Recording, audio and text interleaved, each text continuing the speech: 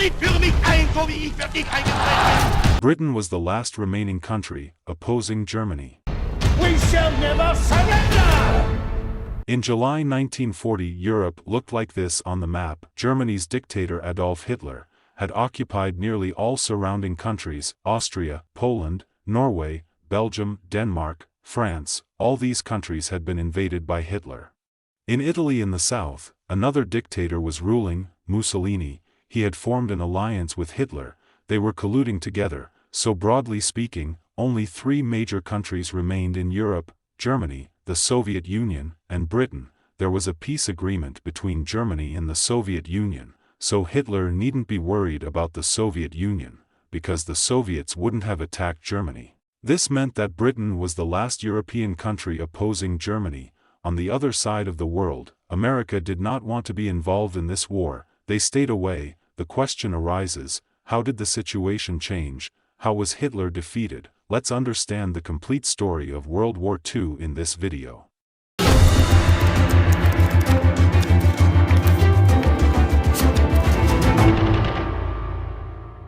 This video is the second part of my World War II series. In the first part, I told you how World War II began. In this part, I'll explain how World War II ended, and how Hitler was finally defeated. In case you haven't watched the first part, the link will be in the description. You can watch it later. Before starting this video, I would like to recommend you for spending your time watching such informational and educational videos, because there are thousands of ways to waste time on social media, but by watching such videos, you get better understanding of the world and you gain some knowledge. If you want to watch more knowledgeable videos like this one, subscribe to our channel and hit the bell icon for more videos notifications. Thanks. Hitler believed that since the war was over, Winston Churchill would want to sign a peace treaty with Hitler. Churchill wouldn't want to put his country at risk, since the German army had become so much stronger, but the opposite happened. An iconic speech was delivered by Winston Churchill. We shall fight on the landing grounds. We shall fight in the fields and in the streets. We shall fight in the hills. We shall never surrender! He made it clear that there would be no peace treaty between Churchill and Hitler. The war raged against Germany would continue. This speech meant that Hitler would try to invade the UK too, and the same was attempted by Hitler. Hitler planned Operation Sea Lion to invade the British. They had to come up with a strategy how to attack Britain. There is no land connection between the UK and mainland Europe, so the army couldn't simply be deployed. If they were to try sending ships, British Royal Navy had more ships than Germany. The Germans would be at a loss. Hitler then decided to establish control over the air space. German Air Force Luftwaffe had 2,600 aircrafts. The UK had only 700. So on July 10, 1940, Hitler attacked Britain from the sky. German Air Force Luftwaffe attacked by bombing. Their initial goal was to destroy aircrafts, airfields, and manufacturing factories. The smaller British Royal Air Force, that was 1/4 the size of the German Air Force, tried their best to defend their country. It was a tough fight, but eventually, the British had to incur heavy losses. Finally, Germans began attacking at night too. August 24, 1940 was such a night, when some German pilots mistakenly bombed the city of London, where a large number of civilians were killed. The Great Fire in the City of London, almost to be compared with the Fire of London in 1666. Pictures that look like hell on earth. Winston Churchill was astounded by this war. Cities were being attacked. He decided to do the same. The UK retaliated by bombing Berlin. When Hitler saw this happening, unlike previously when he wasn't interested in bombing London, when he saw that cities were already being bombed by the UK, he decided to destroy London. September 15, 1940, Hitler ordered the German Air Force to carry out an all-out decisive attack. More than 1,000 fighter jets were to be deployed at once, to finish off the city as quickly as possible. Imagine the view the people would have seen on that fateful day, more than 1,000 fighter jets flying in the sky, coming to bomb a country. To be specific, there were 1,120 aircrafts, of which 620 were fighters and 500 were bombers. The British prepared their Royal Air Force. They had only 630 aircrafts. A historical battle ensued in the sky that day. The first wave of 100 bombers and 400 fighters was intercepted. Fighting raged all the way from the coast. British Royal Air Force downed more than 60 Luftwaffe aircrafts, and lost only 29 aircrafts of their side. You heard it right, British successfully stopped the German Air Force attack. This day is now known as the Battle of Britain Day. What were the reasons driving this, you might be wondering? How could the German Air Force, which was more powerful having more aircrafts than Britain, even then fell down to the British Air Force? The reason is quite simple. Whenever a country is attacked, when a country invades another, the invading country aims to gain something, but it is literally a matter of existence for the defending country. If they do not fight with all their might, the country would be wiped out. Battle of Britain Day was one of the first major losses for Hitler. For the first time in World War II, Hitler faced loss. Hitler knew that there was little chance of this mission being successful, so Operation Sea Lion was postponed, and Hitler shifted his focus from the UK to the Soviet Union. In April 1941, the map looked like this. Hungary, Romania, and Bulgaria in Eastern Europe had formed an alliance with Germany. They were a part of the Axis powers. Moving eastwards, the countries Yugoslavia and Greece were already occupied by Hitler. Actually, Italian dictator Mussolini was busy in occupying Libya and Greece. But the British presence in the Mediterranean Sea was more influential. The Italian forces could not deal with it alone, so to defeat the British forces, Hitler sent some German troops to Libya to help the Italians in the war. With this, Yugoslavia and Greece were also occupied. The most interesting thing is that Hitler wasn't very interested in invading Britain. Hitler wanted to sign a peace treaty with Britain. Instead, he thought that he should focus on the Soviet Union and defeat it, and if he succeeded in defeating it, the Britain would be scared into signing the peace treaty. But why did he want to invade the Soviet Union when there was a peace treaty already? The real reason behind this was Hitler's ideology. He despised communists. Additionally, he believed that only if a country as large as the Soviet Union was captured, Germany could become the #1 superpower in the world. Because Germany would have so much land under its control. Basically, Hitler was suffering from megalomania. He believed that he was the ruler of the world. He was driven crazy with power. He believed that he could achieve everything, that he could rule over the entire world. But attacking the Soviet Union was a major mistake for Hitler. In fact, this became a turning point in World War II. Hitler's plan was simple. The way he invaded France, he wanted to invade the Soviet Union similarly, by dividing the German forces into 3 parts. The first group would travel across the Baltic region towards Leningrad, the city where Stalin resided. The second group would attack Moscow, and the third group would attack from the south, traveling through Ukraine. This operation began on June 22, 1941. The army of the Soviet Union was much larger than Germans. They had 20,000 tanks, and the Germans had only 6,000 tanks. But there was a major difference. The German technology was much better than the Soviets. This is why Hitler still had the upper hand in this war. To protect itself, the Soviet Union joined hands with Britain, and became a part of the Allied powers. Mr. Molotov signed for the Soviet this vitally important undertaking on the part of both countries to fight Hitlerite Germany till victory is won. Neither country to negotiate or conclude a separate peace. They formed a plan together how supplies would be sent to the Soviet Union army. They decided on a route through Iran, but the problem was that the Iranian government favored Hitler. This is why the UK and the Soviet Union invaded Iran together. This wasn't very beneficial, because Hitler's blitzkrieg strategy helped the Germans invade 100 kilometers within 2 days, and occupy a large amount of Soviet Union territory. Within some weeks, they had proceeded so much that they were only 300 kilometers away from Moscow. By this point in time, Hitler and his military commanders had some disagreements. Due to this, the next German advance was delayed till October. It started getting colder. The cold season gave the advantage to the Soviets. They were accustomed to fighting in the cold. On the other side with Japan, the Soviet Union found their second advantage there. Japan and the Soviets had signed a non-aggression treaty. This meant that the Soviet army troops stationed at the eastern border fighting with Japan could return to the west and fight with Germany to defend their country. In December 1941, another twist came to our story. Suddenly, Japan attacked USA's Pearl Harbor base, without any provocation. Have witnessed this morning the distant view the Battle of Pearl Harbor. More than 2,300 American troops were killed. Till this point in time, America did not want to be involved in World War II. Whatever was happening in Europe till now, America watched it from afar, but didn't want to be involved in it. They had enough in World War I, so America stayed out of World War II. But after the bombing of Pearl Harbor, America had had enough. At this point, America officially declared war against Japan and entered World War II.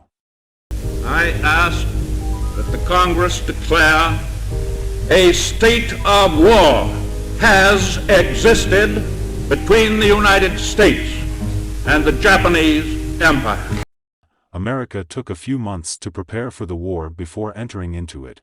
Till then, by early 1942, countries like Thailand and Cambodia were already invaded and occupied by Japan.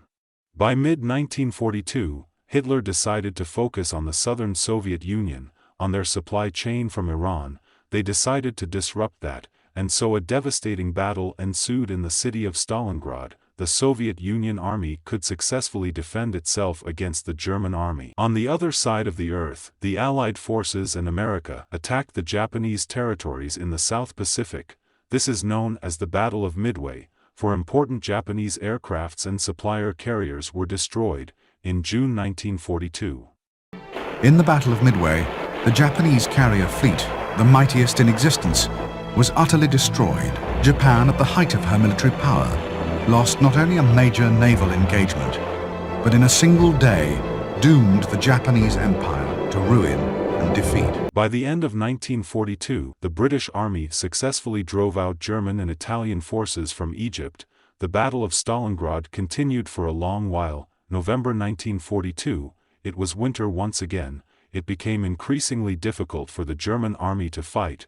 At one point, in Stalingrad, the German army had almost total control over the Soviets. But the Soviets continued fighting till the very end. The Battle of Stalingrad was the deadliest battle during World War II. Finally, the Soviet soldiers were successful. Nearly 300,000 German troops present in Stalingrad were surrounded by Soviet soldiers. These soldiers surrendered in February 1943. The heroic defense of Stalingrad.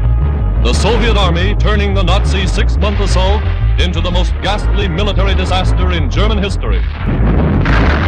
Hands held high, the beaten Nazis pour from house after house in abject surrender. This was the biggest turning point in World War II. Some months later, in July 1943, the Italian citizens threw out dictator Mussolini literally. The anti-fascist movement emerged among the Italian masses. The civilians were fed up with their circumstances, and so they revolted against their dictator. Mussolini was executed by Italian partisans living in villages. Partisans are the civilians who take up arms to fight for some cause.